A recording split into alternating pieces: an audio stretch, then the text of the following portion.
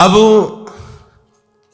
जो इस मार्ग पर, अध्यात्म मार्ग पर, आनंद मार्ग पर चलना चाहते हैं तो उनको एक इंद्रिय के संयम के लिए पांचों इंद्रियों पर संयम करना होगा, ज्ञान इंद्रियों पर। एक बात सुधारने के लिए ब्रह्मचर्य का रक्षा तभी वो उपासक कर सकता है जब सर्वतोभावेन ब्रह्मचर्य होगा।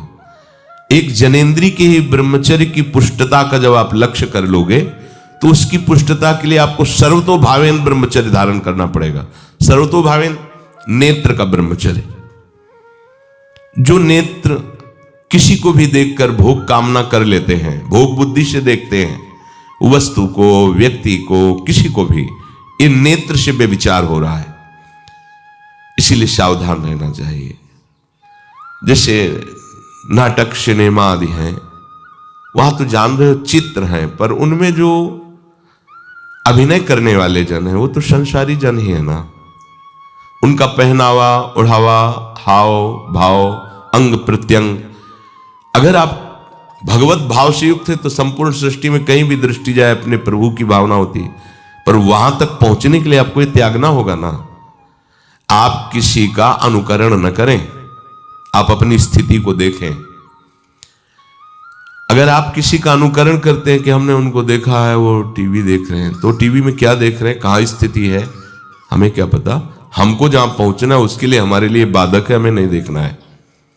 अगर आप माना कि कोई नाटक ही देख रहे हैं, कोई ऐसे सीरियल ही देख रहे हैं, पर उसमें अभिनय करने वाले तो संसारी भोगी पुरुष ही है ना। आप कोई त्यागी जितेंद्रीय महात्मा को थोड़ी देख रहे हैं। तो उस देखने में तन्मयता आती है, जिसको हम देखते हैं उस पर हम आसक्त होते हैं, तभी तो उसका सुख दुख अनुभव होता है। देखो कोई ऐसी रोने वाली सीन आए तो रोना आ जाएगा, हंसने वाली आ जाए तो हंसना आ जाएगा, ऐसे तो उसका प्रभाव हम पर पड़ रहा है ना। तो हम किसी के अभिनय करने वाले के अंग प्रत्यंग को देख रहे हैं और वो कामुक होकर कोई काम चेष्टा कर रहा है या कोई ऐसा, वो सारा का सारा मन कवर कर रहा है आपका। और एकांत होते ही फिर जो मन अपना मनमानी करवाएगा आप नहीं सह पाएंगे।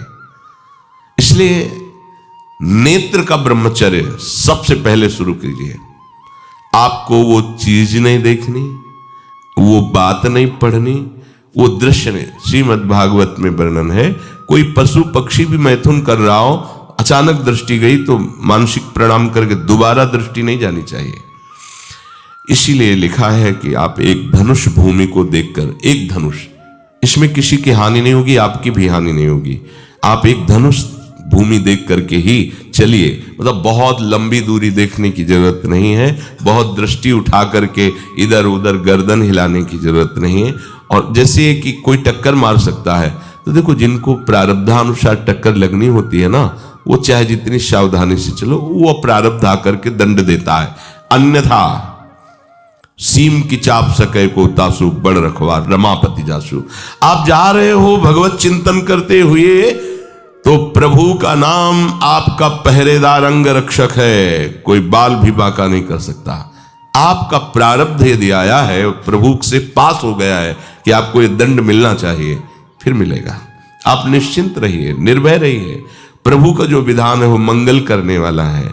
देखो इतने बड़े महापुरुष पूज्य श्री राधा बाबा, श्री आद्याशक्ति भगवती की प्रसन्नता की आराधना कर रहे हैं, क्योंकि श्री कृष्ण हमारे पति हों, इस सिद्धांत की पुष्टता के लिए।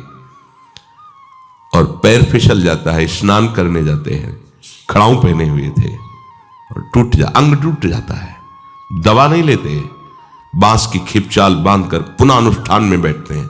बलिहारी ऐसी सामर्थ्य की, ये भागवतिक प्रारब्ध ऐसे महापुरुषों को भी दंड दे देता है। देखो ना, ऐसे महापुरुष जो ऐसी ऊंचाई पर पहुंचे हैं और इतने भागवत भजन में नियम निष्ठ हैं, उनको भी प्रारब्ध दंड दे रहा है शरीर को।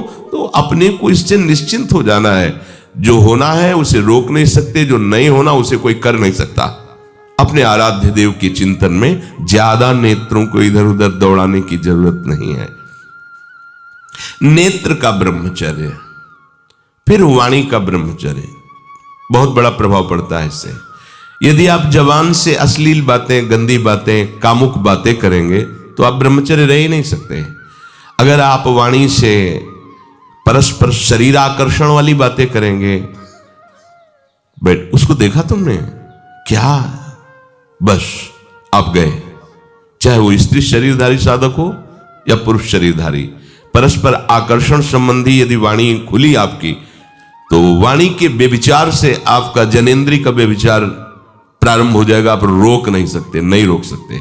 इसलिए वाणी से भी कोई ऐसी वार्ता ना कीजिए जिससे आपके अंदर काम वेदना बढ़े।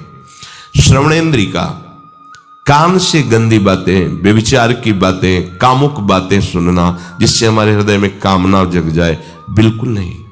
भले वो किसी को लेकर टीका टिप्पणी की जा रही हो, देखो वो साधक है, उसको हमने देखा वहां ऐसे देख रहा था, वैसे कर रहा था, वो तो आपको समझ में आ रहा है कि किसी साधक की बात करें, वो तुम्हारे नाश के लिए उपाय कर रहे हैं जो आपको ऐसी बात बता रहे हैं। क्यों?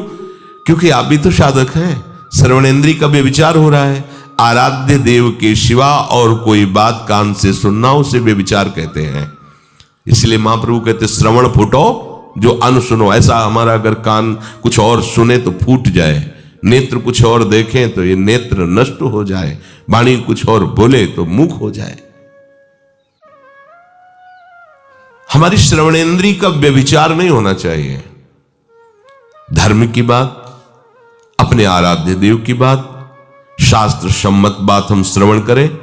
अन्यथा अगर कोई ऐसा मित्र है या हमारा साथ में रहने वाला है, कोई किसी भी साधक की को लेकर बात कर रहा है, तो भी हमें कान में उंगली डाले नहीं। हम कोई ईश्वर थोड़ी कि हम किसी को संभाल लेंगे, हम अपने को नहीं संभाल पा रहे। हमारे सामने किसी की बात मत करो, ऐसी करना है तो प्रभु की चर्चा करो, अन्यथा मत करो। तो अगर आप श्रवणेंद्री का ब्रह्मचर्य, वाकेंद्री का ब्रह्मचर्य, नेत्रेंद्री का ब्रह्मचर्य और त्वगेंद्री का ब्रह्मचर्य, अनावश्यक किसी को स्पर्श मत करो। परस्पर विरोधी शरीर को तो भूल कर मत करो। विरोधी शरीर जैसे हमारा पुरुष शरीर है, सामने स्त्री शरीर है, तो किसी भी तरह से सेवा के लिए संकेत करना या किसी भी सेवा के लेन देन में बचाव पक्ष में रहो। यहां रख दीजिए सामान, फिर आप उठा लीजिए। सीधे हाथ में सामान लेना नहीं, सीधे हाथ में सामान देना नहीं, जमीन में रख दीजिए। बहुत पवित्र है तो आप कुर्सी पे जो भी आसन उसका हाथ में लेने का नहीं। परस्पर विरोधी भाव वाले शरीरों का स्पर्श बिल्कुल निषेध है, किसी भी कारण से न किया जाए। मान लीजिएगा ये बहुत मतलब आवश्यक है, यदि आप इसमें चूक कर गए तो धीरे धीरे आप फिसल के वहीं खड़े हो जाएंगे जहां से चढ़ना मुश्किल है। किसी भी साधिका को, किसी भी साधक को परस्पर लेन देन हाथ में नहीं करना चाहिए। मानो हमारी बात, आपको माला देनी, चौकी पे विराजमान करो, हम उठा लेंगे। हमें कोई सामग्री, ये सामान रखिए, आप उठा लीजिएगा। कभी भी कोई भी परस्पर मुस्कुराहट, बातचीत, ऐसे कोई इशारे यदि दिखाई दे तो आप बचो और उसको बचाओ। साधक है, साधिका है, उससे गलती हो सकती है, आपसे भी गलती हो सकती है। आप सत्संग सुनते हैं, आपको लगा कि इसकी मुस्कुराहट, इसकी कुछ चेष्टा ऐसी दिखाई दे रही है जो हमारे अंदर कामुकता पैदा कर सकती है, उसको भी बचाओ और स्वयं बचो, तो भगवान आप पर प्रसन्न हो जाएंगे। वो देख रहे हैं अंदर की बात। साधक को बहुत सावधान रहने की आवश्यकता। ये इसको खिलवाड़ मत समझो, इसीलिए कह रहे हैं ये अध्यात्म है, ये परमार्थ है।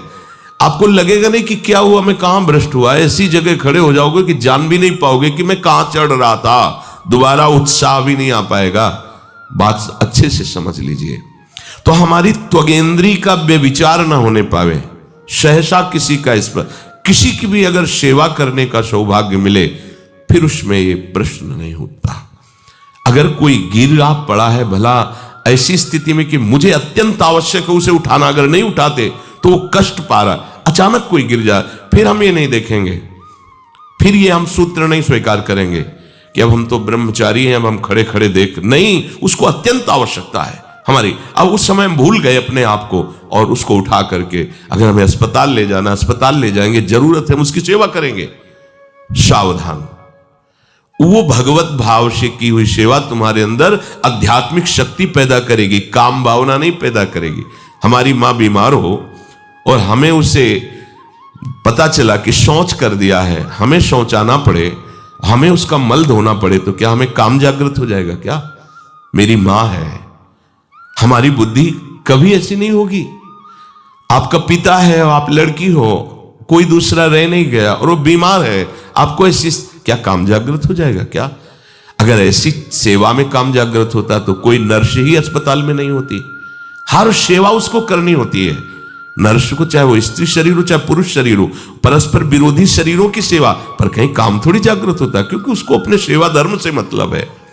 तो ये सेवा के समय इस सूत्र को न देखा जाए, पर ध्यान रखें, अत्यंत आवश्यक जहां आपके सिवा नहीं हो सकता वहां अगर हमें ऐसा अवसर मिलता है कि सेवा उसे हो सकती है तो हम पहले उसे प्रेरित करेंगे। और अगर ऐसा है कि अब कोई नहीं है, फिर हमारा परम धर्म जागृत हो जाता है परहित का। अगर हमारा कोई निंदा भी करे, कोई शरीर की भी हानि हो जाए, अब हम परवाह नहीं करते। परहित सरिस धर्म नहीं भाई, इससे बड़ा कोई धर्म नहीं है। पर ध्यान रखें, भगवान को साक्षी करके ये उस समय की बात है जहां बिल्कुल कोई अब गुंजाइश नहीं रह गई है। त्वगेंद्री को ऐसे सहसा किसी आप पुरुष शरीरधारी पुरुष को भी सहसा इससे आप में शक्ति जागृत होगी। यदि आप वाणी को मौन रखते हैं और भगवान नाम जप करते हैं और सत्य बोलते हैं, तो आप जब कभी जो कुछ भी बोलेंगे वैसा ही सत्य होगा। गांधारी जी ने कोई तप नहीं किया था। जब सुना कि मेरा ब्याह धृतराष्ट्र से हो रहा है जो बाह्य नेत्र रहित है, उसी समय पट्टी बांध ली कि जब मेरा पति संसार को नहीं देख सकता तो मैं भी संसार को नहीं देखूं। जब मेरा पति मेरे रूप को नहीं देख सकता तो मैं भी किसी के रूप को नहीं देख, पट्टी बांध ली थी। जब महाभारत का युद्ध चल रहा था, बड़े बड़े वीरों को मार गिराया जा रहा था, गांधारी ने दुर्योधन से कहा, सुन, मुझे पता है कि भीम की गदा को तू झेल नहीं पाएगा, क्योंकि सबसे बड़ी बात भगवान का वरद हस्त उनके ऊपर है। दूसरी बात, वो पवन पुत्र है, वो जब अपने आवेश में आ जाएगा तो तेरी सामर्थ्य नहीं कि उसकी गदा के प्रहार को तू सह सके, पर मैं तुझे शक्ति प्रदान करूंगी। मैं एक पतिव्रता हूं, आज तक कभी पति का वरण करने के बाद कुछ देखा नहीं है। मैं अपने नेत्रों की पट्टी खोलूंगी, तू नंग होकर मेरे सामने आ जाना। मेरी दृष्टि पड़ते ही वज्र का शरीर तेरा हो जाएगा, किसी के सामर्थ्य नहीं कि तेरे उस अंगों को तोड़ सके।